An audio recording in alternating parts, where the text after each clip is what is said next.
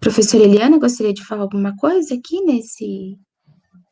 dentro Não, eu desse acho que slide? sim, é importante a gente dizer, né, Débora, que a gente pensou em fazer uma recapitulação dessas orientações que estão na normativa e também a partir das diversas discussões que, com certeza, todas as instituições devem estar fazendo nesse momento, porque é um momento de pensar, normalmente seria um momento de pensar, né, de concretizar a elaboração desses relatórios, mas que agora a gente, considerando essas orientações, a gente faz uma adaptação para esse momento de atendimento, de atendimento remoto para 65% das crianças, né, que muda um pouco o direcionamento, mas não a nossa observação, né, essa coisa do ciclo pedagógico, ela é ainda bastante pertinente, porque mesmo à distância, nós estamos pensando pedagogicamente, né? Então, ele procede até para o planejamento remoto, para o envio das proposições, para a conversa com as famílias, e o nosso registro agora passa por esse campo, né? Uma conversa e também um levantamento de percepções, né? Quais são as minhas percepções em relação às crianças que estão em atendimento remoto, quais são os diálogos que eu desenvolvo com as famílias, com os responsáveis, com os pais ou as mães, desculpa, para que a gente possa montar primeiro orientar as nossas ideias sobre esse acompanhamento, né, dessa criança ao longo desse semestre, e também a nossa seleção daquilo que vamos registrar nesse relatório, né? Então, eu acho bem importante que a gente mantenha os nossos costumes, né,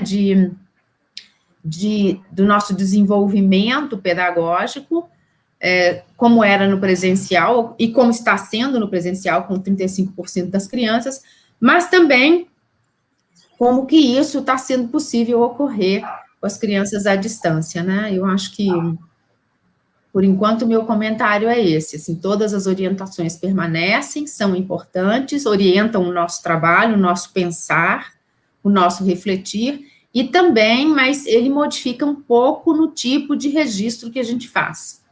Mas a gente vai falar mais disso um pouquinho mais para frente, né, Débora? Isso. E aí é importante, né? O que é importante a gente ter no dia de hoje? É essa visão ampliada. É a gente olhar para essas dicas, né? Que o que a gente está trazendo, vai trazer aqui durante todo o slide, durante esse diálogo, são dicas, são caminhos. Mas, de repente, o que a gente vem apresentar aqui para vocês, vocês vão falar assim: na minha unidade, nós já traçamos um trajeto. Nós já pensamos em questões que é importante a partir das proposições que eu fiz lá na minha unidade. E aí eu já tenho uma forma de escrever o relatório de acompanhamento desse primeiro semestre, né? Eu tenho que mudar tudo? Não, porque o que a gente vem trazer aqui são dicas, pistas, não é um modelo a ser seguido. Mas é uma conversa, como a gente está até no nome da live, um diálogo, para a gente poder estar fazendo essa troca realmente, vocês estarem, quem está com dúvida, ter algum caminho a percorrer, mas é importante pensar, né, e refletir que o relatório de acompanhamento, como a gente sempre vem dizendo, não é um relatório que a gente escreve no final do semestre. Ele é algo que a gente vem produzindo, vem escrevendo desde o primeiro momento que a gente conhece a criança, né? Então, quando a gente tem lá no SGP a questão do acompanhamento quinzenal das escritas individuais, significa o quê? Significa que eu já começo a olhar para essa criança, para esse bebê que eu estou ali acompanhando, que eu estou olhando para ele, e aí eu começo a escrever sobre as minhas observações. Então, isso é importante estar acontecendo desde o momento que eu conheço essa minha criança. E no caso de quem está remoto, é essa aproximação que eu tenho com esta família, né? Porque neste momento é a família que vai estar me dando pistas desse acompanhamento que eu preciso ter. Então, como que eu estou fazendo isso? Qual é a minha busca ativa em relação a essas crianças, esses bebês que eu estou com eles no ano de 2021? Um ano atípico, mas que algumas coisas já foram aprendidas no ano de 2020, que foi um ano de muitas dificuldades, mas também de muitas aprendizagens. E aí, no decorrer desses slides, a gente vai estar aprofundando essas pistas, essas dicas que nós fomos conversando. E aí, quando nós montávamos, né, eu, a Débora e a professora Eliana, a gente montava esses slides, essas pistas, a gente falava, Será que isso vai de encontro com o que as unidades estão planejando? Será que isso vai ser importante, vai dialogar com o que nós vamos conversando durante todas essas lives, durante o ano passado, durante esse ano, as formações que as GPEDs estão fazendo? Então, a nossa conversa aqui é como isso está refletindo na unidade, porque o relatório de acompanhamento tem que refletir o que vocês usaram de proposições nas unidades de vocês com as famílias, nas diferentes mídias, né, que vocês utilizaram. Perfeito. Pode passar, Ana, por favor. Então, o que esses relatórios de acompanhamento, né, precisam trazer como elementos? Eles precisam ser reveladores dos processos pelos quais cada bebê e criança passa, como eles se expressam, como eles utilizam os seus conhecimentos em suas brincadeiras e interações. Devem registrar as vivências das crianças, como, por exemplo, vejam só, como que a criança se coloca diante das variadas situações cotidianas? Quais aprendizagens são reveladas a partir das suas falas, ações, interesses, interações ou relações, demandas ou necessidades, escolhas, contribuições e dúvidas? Nessa imagem que vocês estão vendo, é uma imagem que está na orientação normativa 1 de 2019, todo um contexto foi preparado ali, né, para a criança ter uma vivência específica a partir de um interesse que os bebês demonstraram. Houve o cuidado da preparação e da organização do ambiente para que esta bebê fosse interagindo com os materiais que estavam ali dispostos. Quais conhecimentos prévios ela revelou? Mesmo sem falar, será que ela pegava os talheres e levava até a boca de uma boneca, refletindo algo que ela já percebeu, que vive, algo que ela vive com relação a ela mesma, né? Que outros cuidados ela traz como sendo conhecimentos que já estão estabelecidos a partir de experiências que vive diariamente em família e na escola? Então, são estes elementos que o relatório de acompanhamento deve trazer. Próximo. Débora, só um minutinho antes de passar. Claro. Eu acho que a gente poderia sempre fazer assim um contraponto, né, em cada slide, entre o atendimento presencial e o atendimento remoto, porque, de uma certa maneira, essas sugestões desse conteúdo do relatório e essas perguntas, elas também procedem para o atendimento remoto, porque com algumas crianças é possível a gente conversar, com crianças, de repente, a partir de 2 anos e meio, a gente consegue, de alguma forma, conversar um pouquinho com elas, mas também conversar com os pais ou com os responsáveis, quando possível, é claro, a gente sabe que tem famílias que são mais difíceis da gente atingir, mas, em geral, a gente tem a esperança e a expectativa de que algum tipo de conversa com os pais, com as crianças, seja possível ser feito, né?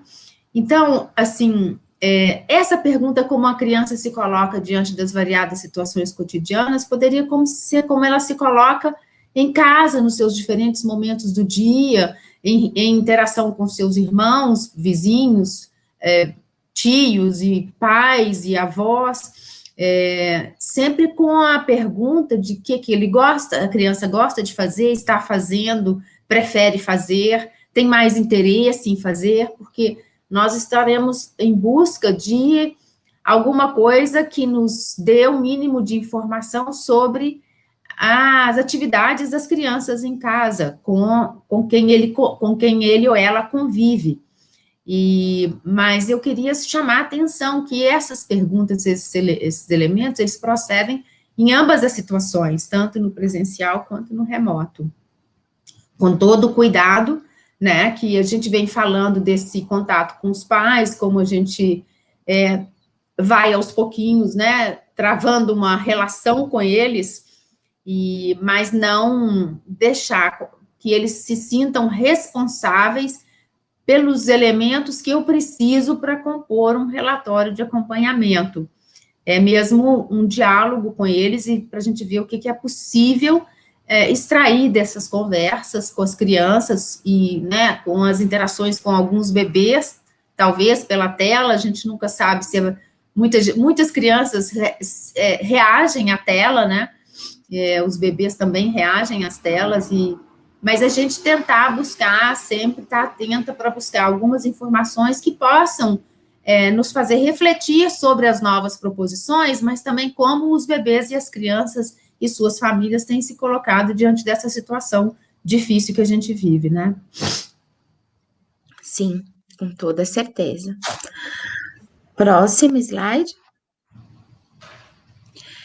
E aqui fizemos um quadro trazendo alguns indicativos do que poderíamos incluir neste relatório de acompanhamento, tanto dentro de uma proposta presencial como dentro de uma proposta remota. Então, pensando no relatório do grupo, naquele percurso coletivo, em que olhamos para a turma toda, quais evidências de oferta? O que foi trabalhado com essas crianças? Quais foram as propostas trabalhadas? Os projetos desenvolvidos? Qual foi essa trajetória no grande grupo e em alguns pequenos grupos também, né?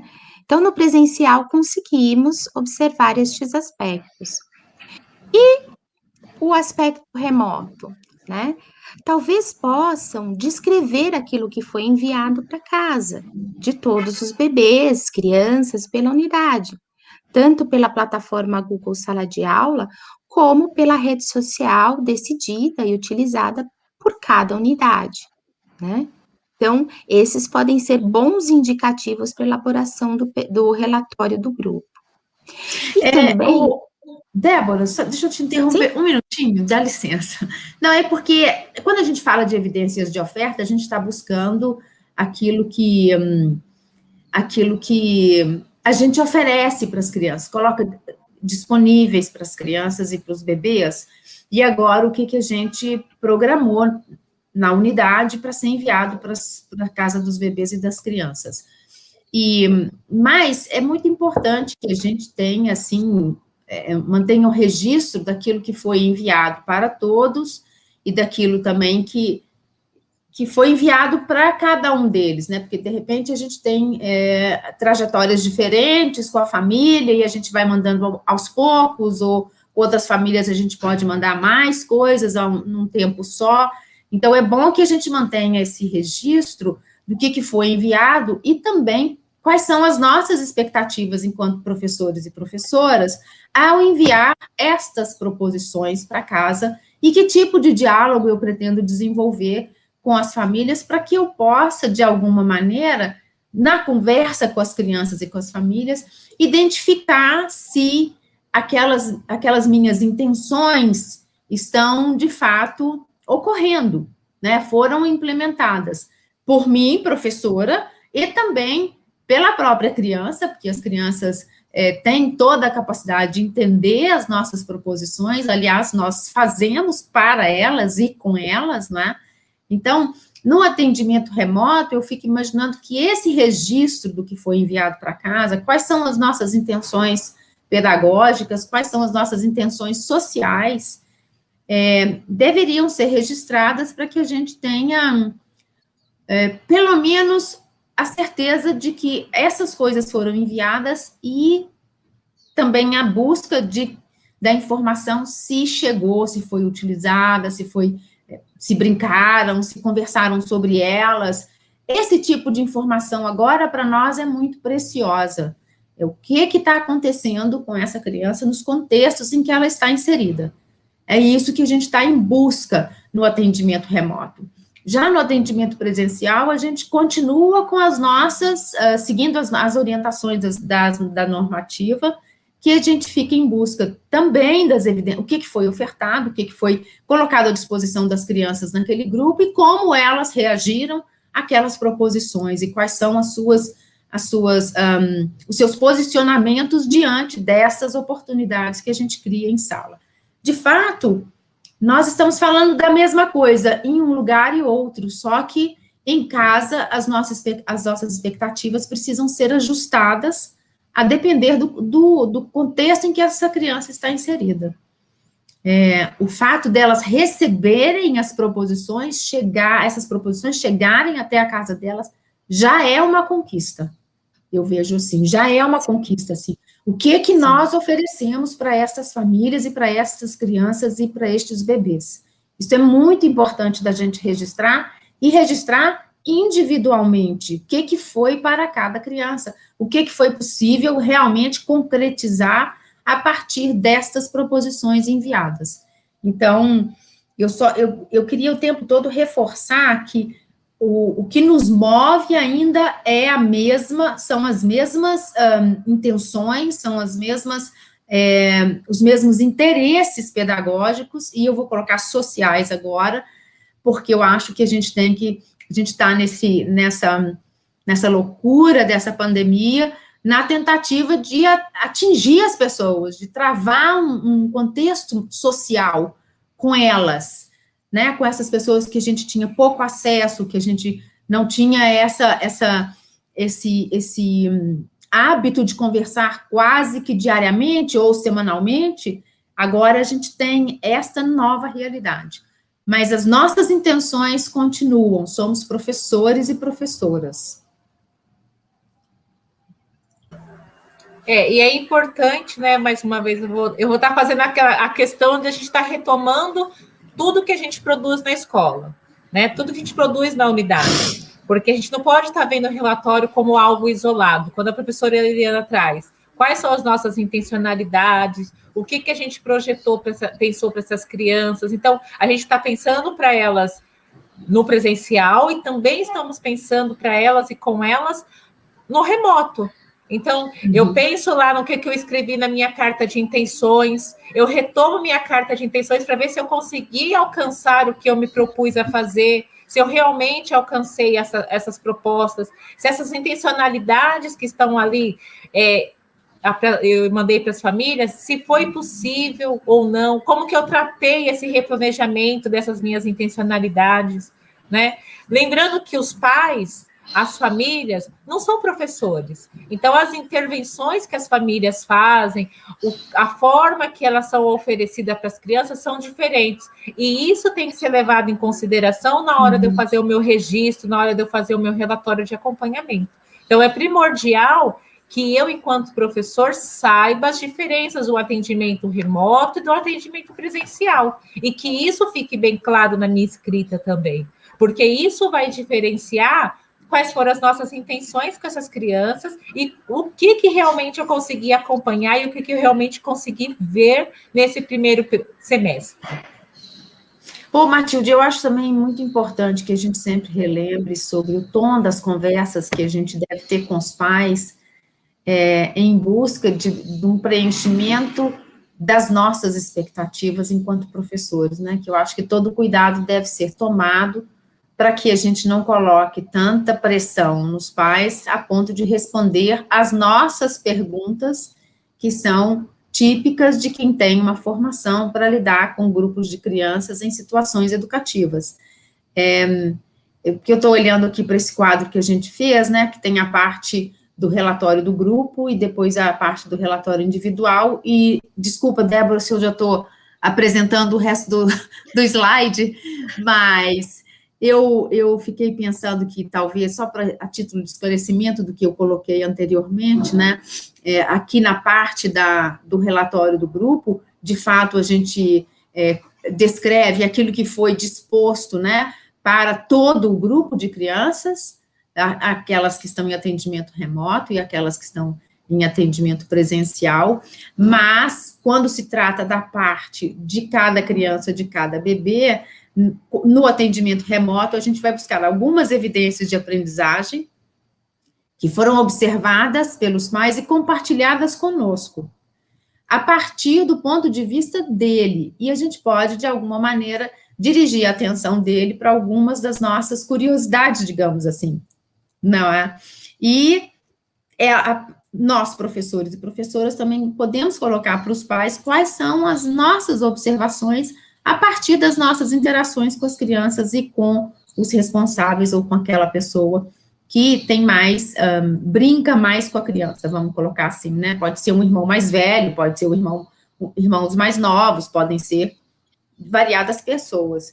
Mas eu acho que no relatório individual, essa dinâmica, né, dos diálogos com as famílias e com as crianças também podia aparecer, se for possível, né? Contando com distinguindo o que é a percepção e os comentários dos pais com as nossas observações também, a partir daqueles encontros. Então, os relatórios, neste momento, do atendimento remoto, eles vão se basear muito no que foi ofertado, né, naquilo que nós organizamos, a sequência daquilo que nós organizamos para enviar para casa, e as nossas impressões a respeito da criança, e a partir dos diálogos com quem foi possível manter um diálogo durante esse tempo, pensando sempre que as contribuições dos pais são contribuições que nós podemos registrar no sentido de conhecer melhor os contextos em que as crianças estão inseridas nesse momento.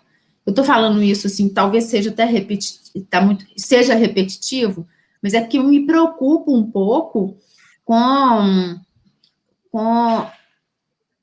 a gente ter que respeitar o tempo e o momento e a possibilidade que os pais têm nesse momento, né, de conversa conosco. Acho que esse cuidado a gente tem que ter muito, especialmente quando a gente vai passar para o papel, tornar isso um registro escrito que fica, que pessoas da unidade vão ler, novos professores ou novas unidades também vão ter acesso, que a gente tenha esse cuidado ao falar da família das crianças e do contexto em que elas estão inseridas, porque muitas vezes não são contextos que a gente gostaria que essas famílias e essas crianças estivessem, mas essa nossa realidade, é a partir disso que a gente vai trabalhar. Então, com todo cuidado, a gente saber selecionar informações que são produtivas, que são interessantes para todos que leem esse relatório, os pais, que as crianças também nós podemos ler esses relatórios com as crianças,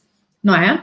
Como uma devolutiva para ela própria, especialmente as crianças de 3, 4 e 5 anos, são capazes de conversar conosco a respeito do que ela fez, mas com esta clareza de que as informações que os pais nos passam devem ser tratadas com bastante discernimento e respeito. Era isso que eu queria dizer.